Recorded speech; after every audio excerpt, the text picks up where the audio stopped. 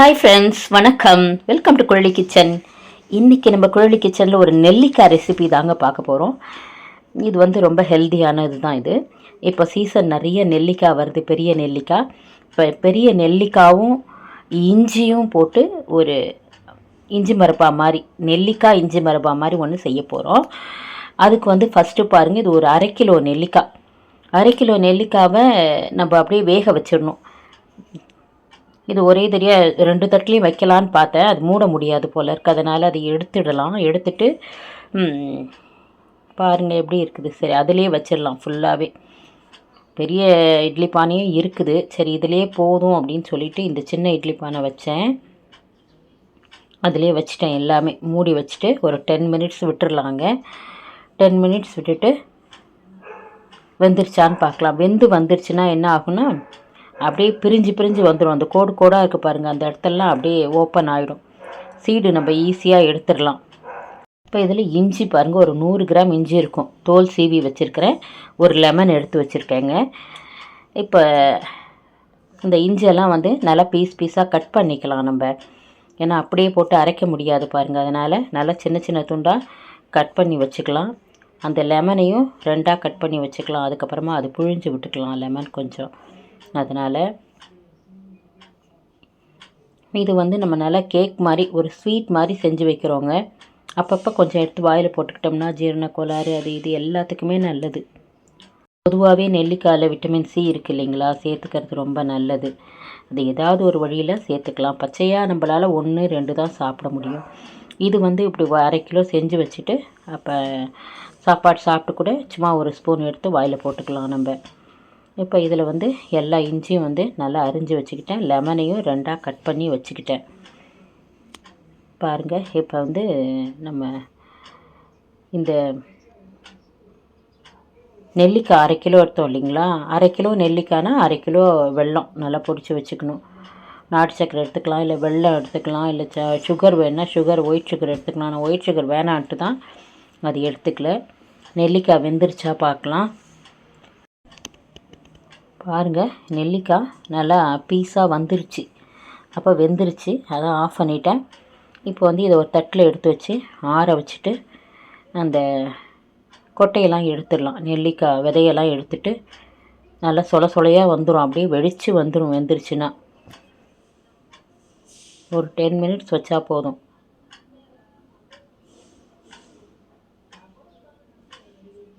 நல்லா சூடாக தான் இருக்குது. கொஞ்சம் ஆற வச்சு கூட எடுக்கலாம், ஒன்றும் அவசரம் இல்லை. நல்லா ஆறின உடனே கூட எடுக்கலாம். இப்போ எடுத்து தட்டில் வச்சுட்டு ஆறட்டும் அப்படின்னு எடுத்து வைக்கிறேன்.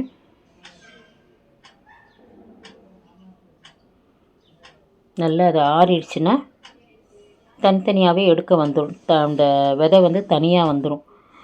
அதே மாதிரியே நம்ம பாருங்கள், உங்கள்கிட்ட காமிக்கிறேன் பாருங்கள். நல்லா சுட இருக்குது. தனியாக வந்துருச்சு. எல்லாமே விதையும் தனியாக வந்துருச்சு. கொஞ்சம் ஆறட்டும். ஆறின உடனே எடுத்தோம்னா சுடாது.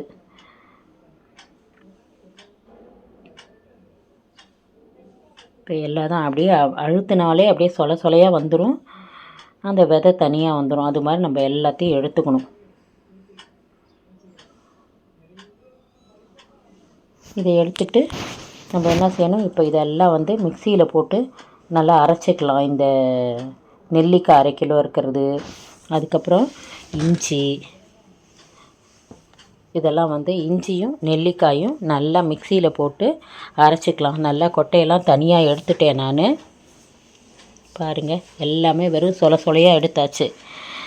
இப்போ இதை வந்து மிக்சியில் போட்டுக்கலாம் ஃபுல்லாக.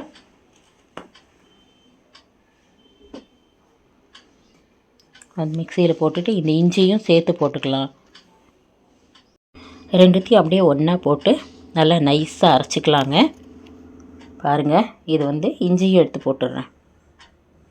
போட்டுட்டு இந்த நெல்லிக்காயும் இஞ்சியும்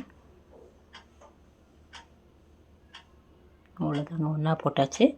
இதை மிக்சியில் இப்போ நைஸாக அரைச்சிட்டு வந்துடலாம். பாருங்கள், அரைச்சாச்சு, நைஸாக அரைச்சாச்சு. இப்போ தனியாக வச்சுக்கலாம் அதை. இப்போ 1/2 கிலோ இந்த வெல்லம் எடுத்துருக்கோம் பாருங்கள், அதை காய்ச்சணும். இது வந்து இதுக்கு ஒரு 1/4 டம்ளர் தண்ணி ஊற்றினா போதும். நான் கூட கொஞ்சம் 1/4 டம்ளருக்கு அதிகமாக ஊற்றுனேன். அப்படின்னா ரொம்ப நேரம் கிளற மாதிரி ஆகுது.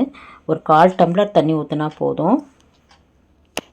ஊற்றிட்டு நல்லா கரையட்டுன்னு விட்டுறணும். பாருங்கள், நான் ஒரு சின்ன டம்ளரில் தான் எடுத்திருக்கேன். ஒரு 1/4 டம்ளர் கொஞ்சம் அதிகமாக எடுத்தேன். 1/4 டம்ளர் ஊற்றினாலே போதும். நல்லா இது கரையட்டுன்னு சொல்லிவிட்டு மண்ணுக்குன்னு இருந்தால் வடிகட்டிட்டு திரும்ப அதிலே ஊற்றி காய்ச்சலாங்க. நம்ம கொஞ்சம் இது இன்னும் கொஞ்சம் கரையட்டுன்னு சொல்லிவிட்டு வடிகட்டிட்டு திரும்பி எடுத்து ஊற்றிட்டேன்.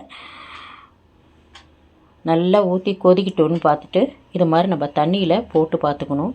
நல்லா பந்து பதம்னு சொல்லுவாங்க இல்லையா, தண்ணியில் கரையாமல் கையில் எடுத்தால் வரணும்ல, அந்த மாதிரி பதத்தில் வந்த உடனே நம்ம என்ன செய்யணும், அரைச்சி வச்சுருக்கிற விழுதை அதில் போட்டு நல்லா கலக்கணுங்க. இது கலக்கிறதுக்கு தான் ஒரு 1/2 hour ஆகும். நம்ம கொஞ்சம் தீயை வந்து கொஞ்சம் ஹை லோ அப்படி மீடியமாக வச்சு, மேக்ஸிமம் ரொம்ப ஹையில் வைக்க வேண்டாம். ஃபஸ்ட்டு கொஞ்சம் படப்படன்னு தெரிக்கும், அதுக்கப்புறம் அந்த தெரிக்கிறது கம்மியாயிடும். நல்லா அது சுண்டி வர வர வர நமக்கு வந்து தெரிக்கிறது கம்மியாயிடும். இப்போ வந்து ஏலக்காய் பொடி போட்டிருக்கேங்க, 1 ஸ்பூன் ஏலக்காய் பொடி போட்டுட்டு நல்லா கிளறணும். நல்லா கைவிடாமல் கிளறும்போது நல்லா கொஞ்சம் சுண்டி வந்தோடனே எலுமிச்சம்பழம் வச்சுருந்தேன் இல்லைங்களா, அதையும் பிழிஞ்சு விட்டுக்கலாம். பிழிஞ்சு விட்டுட்டு நம்ம கிளறிக்கிட்டே இருக்க வேண்டியதான். ஒரு 10 minutes 20 minutes கிளறி முடித்த உடனே அப்படியே அந்த பதம் பாருங்கள், அப்படியே சுண்டி வரும். இன்னும் கொஞ்சம் நேரம் நமக்கு 1 ஸ்பூன் நெய் போட்டுக்கலாம். போட்டுட்டு நல்லா கிளறும்போது ஒட்டாமல் அப்படியே அல்வா பதம் மாதிரி வருங்க.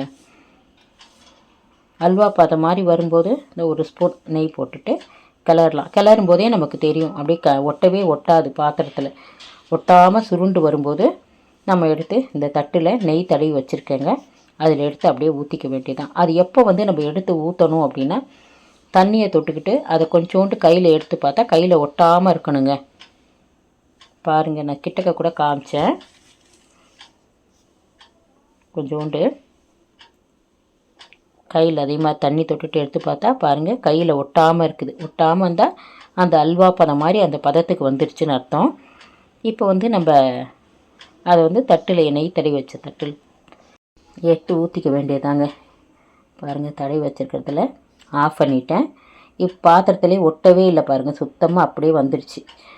இப்போ அதை எடுத்து நல்லா செட் பண்ணி நல்லா தடவி வச்சுட்டு, நான் வந்து எப்படின்னா அப்படியே வச்சு மூடி வச்சுட்டேன். ஒரு நைட்டு அப்படியே நைட்டு தான் செஞ்சேன், அப்படியே மூடி வச்சுட்டேன். காலையில் எழுந்து தான் அந்த கேக் போட்டேன். நல்லா அழகாக வந்துச்சு. கேக் போட்டு எடுத்து நம்ம தனியாக பாக்ஸில் எடுத்து ஒரு ஏர்டைட் கண்டெய்னரில் வச்சுக்கலாம். டெய்லி ஒரு பீஸ் எடுத்து சாப்பிடலாம். உடம்புக்கு அவ்வளோ நல்லது. ஏதோ ஒரு விதத்தில் நம்ம நெல்லிக்காய், இஞ்சி இதெல்லாம் சாப்பிட்றோம். நமக்கு அந்த அஜீரண கோளாறுலாம் இருக்கும்போது கூட ஒரு பீஸ் எடுத்து வாயில் போட்டுக்கலாம். இது எல்லா சீசன்லேயுமே, இப்போ நெல்லிக்காய் ஒரு சீசனில் தான் வரும். இது மாதிரி செஞ்சு வச்சுக்கிட்டோம்னா எல்லா சீசன்லேயுமே நம்ம வந்து நெல்லிக்காயை இன்டேக் பண்ணிக்கிற மாதிரி இருக்குங்க. நல்லதை உண்போம், நலமுடன் வாழ்வோம், நம் சுவை நம் கையில். இப்போ நீங்கள் இந்த ஆம்லா ஜிஞ்சர் மரபா இல்லையா, இந்த ஆம்லாவும் ஜிஞ்சரும் சேர்ந்து செஞ்ச ஒரு இஞ்சி மரப்பா தான். இஞ்சி மரப்பா மாதிரி தான் இது. ஆம்லா ஜிஞ்சர் மரப்பா செஞ்சு பாருங்கள், கண்டிப்பாக உங்களுக்கு பிடிக்கும்.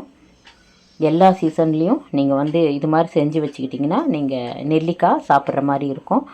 இது நல்லா எடுத்து தனித்தனியாக வச்சுட்டு கொஞ்சம் நேரம் அதுக்கப்புறம் எடுத்து அடுக்கி வச்சுக்கலாம். அவ்வளோ நல்லா இருக்குது, சாஃப்டாக இருக்கும். அப்படியே வாயில் போட்டால் கரைஞ்சிரும், ஒன்றோட ஒன்று ஒட்டாமல் நல்லா இருக்குது.